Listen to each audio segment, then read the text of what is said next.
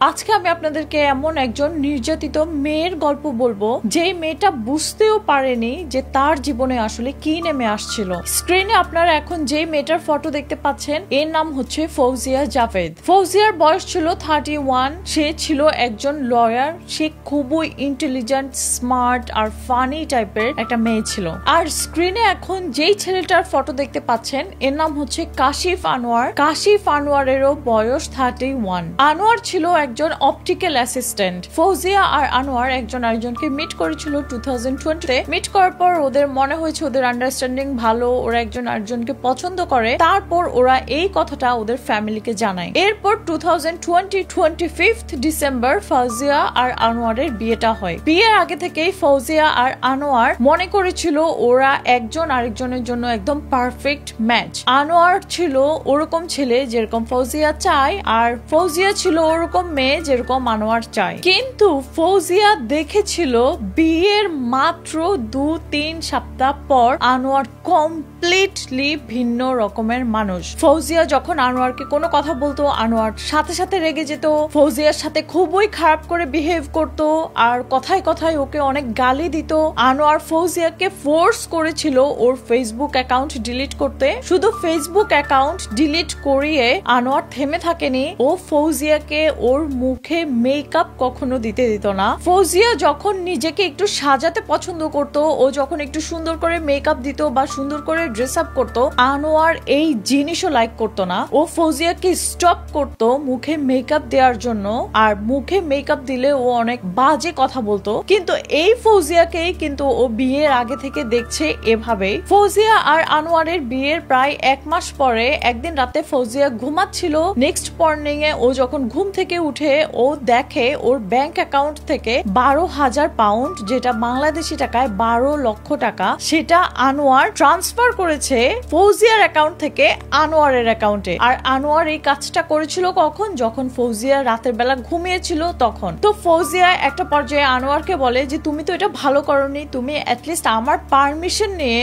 পয়সাটা ট্রান্সফার করতে। কিন্তু আনোয়ার এটাতেও রাগ হয়ে ফৌজিয়াকে অনেক মেরেছিল সেদিন, ওর মুখের মধ্যে বালিশ চাপা দিয়েছিল। তো এত কিছু হওয়ার পর ফৌজিয়া সেদিন পুলিশের কাছে গিয়েছিল আর বলেছিল আমার হাজবেন্ড আমার পারমিশন না নিয়ে আমার অ্যাকাউন্ট থেকে ওর অ্যাকাউন্টে 12,000 পাউন্ড ট্রান্সফার করেছে, যেটা সম্পূর্ণ ছিল ফৌজিয়ার পয়সা। কারণ যেহেতু ও লয়ার ছিল, ওর ইনকামও একটু ভালো ছিল। পুলিশের কাছে ফৌজিয়া এটা রিপোর্ট করলেও কিন্তু ওই সময় পুলিশ ফৌজিয়াকে কোনো হেল্প করতে পারেনি, কারণ পুলিশ বলছিল যে তুমি তোমার হাজবেন্ডের জন্য এটা রিপোর্ট করতে পারো, কিন্তু তোমার হাজবেন্ড ইজিলি বলতে পারে যে তুমি এটা ওকে গিফট করেছো, যার কারণে আমরা ওকে এটা ধরতে পারবো না। ফৌজিয়ার সাথে ওর হাজবেন্ড যা যা করছিল এই সব কিছু ছিল সাইন একটা কন্ট্রোলিং আর টক্সিক রিলেশনশিপের, যেখানে ওর হাজবেন্ড সারাক্ষণ ওকে কন্ট্রোল করতে চাইতো। তো ফৌজিয়া আর আনোয়ারের ম্যারিড লাইফ এভাবে চলতে থাকে। এভাবে করে 5 মাসও চলে যায়। এর মধ্যে ফৌজিয়া ফাইন্ড আউট করেছে সে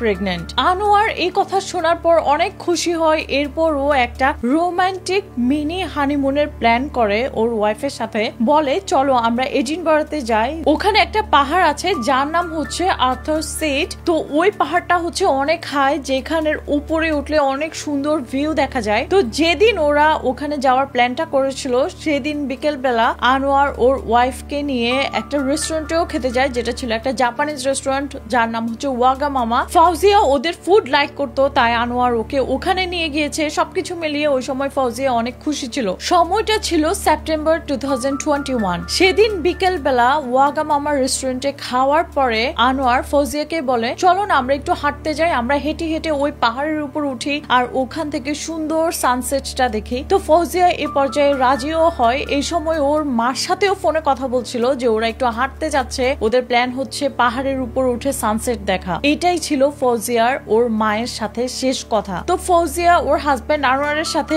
ওই পাহাড়ে হাঁটতে গিয়েছিল।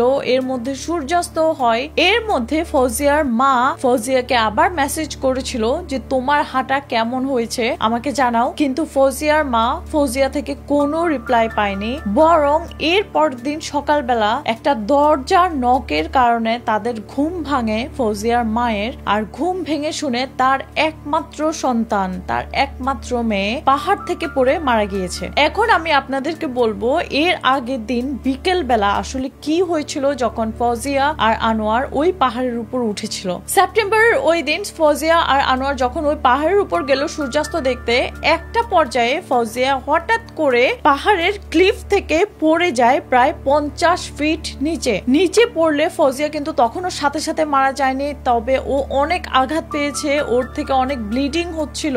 ওই ঘটনাস্থলে কিন্তু চারপাশ থেকে অনেকগুলো মানুষ আসে, আর মানুষ এসে যখন ফৌজিয়ার কাছে দাঁড়ায় তখনও ও একটু আস্তে আস্তে কথা বলতে পারছিল।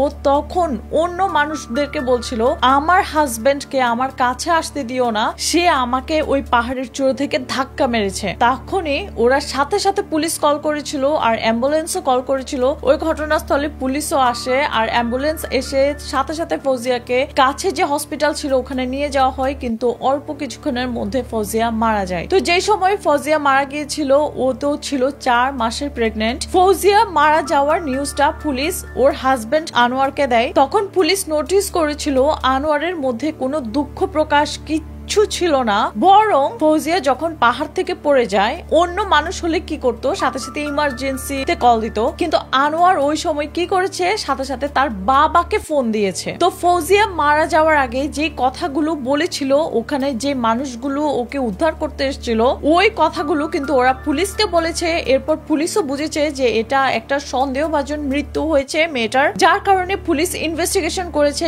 কারণ এটা অ্যাক্সিডেন্ট নাকি মার্ডার ওরা এখনো শিওর না। তো ইনভেস্টিগেশনের একটা পর্যায়ে পুলিশের হাতে ফৌজিয়ার মোবাইলও আসে, আর ওই মোবাইল থেকে কিছু ইম্পর্টেন্ট জিনিস পুলিশ পায়, যেখানে ফৌজিয়া কতগুলো ভয়েস রেকর্ডিং করেছিল। তো এই কেসটা যখন ট্রায়ালে যায় আর কোর্টে যখন এই রেকর্ডিং সামনে আসে, তখন ওখান থেকে শোনা যায় যে আনোয়ার অনেক রাগ হয়ে ফৌজিয়াকে অনেক গালি দিত।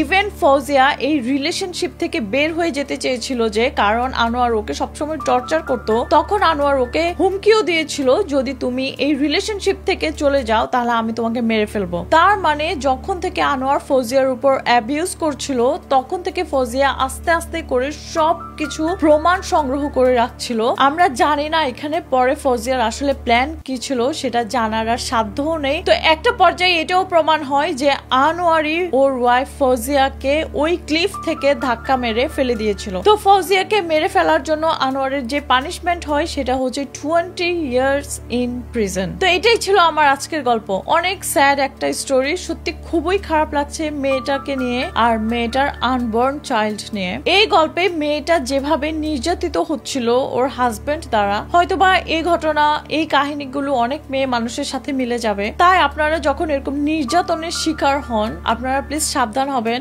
আর আমি মনে করি যখন কেউ ডোমেস্টিক ভায়োলেন্সের শিকার, তাকে কিছুতে এটা চুপ করে থাকা উচিত না, কারণ কারো রাইট নেই আসলে একজন মানুষের উপর নির্যাতন করবে, মারধর করবে, হোক সে হাজবেন্ড বা হোক সে ওয়াইফ। কোনো হাজবেন্ড ওয়াইফের রাইট নেই অপরজনের উপর টর্চার করতে, মারধর করতে। তো এটাই ছিল আমার আজকের গল্প। গল্পটা ভালো লাগলে আর কাউকে সতর্ক করতে হলে অবশ্যই শেয়ার করবেন। আপনারা সবাই নিরাপদে থাকবেন। আমার পেজে নতুন হলে পেজটা লাইক এন্ড ফলো করবেন। আমার একটা ইউটিউব চ্যানেল আছে যার নাম হচ্ছে শবনম ব্লগস।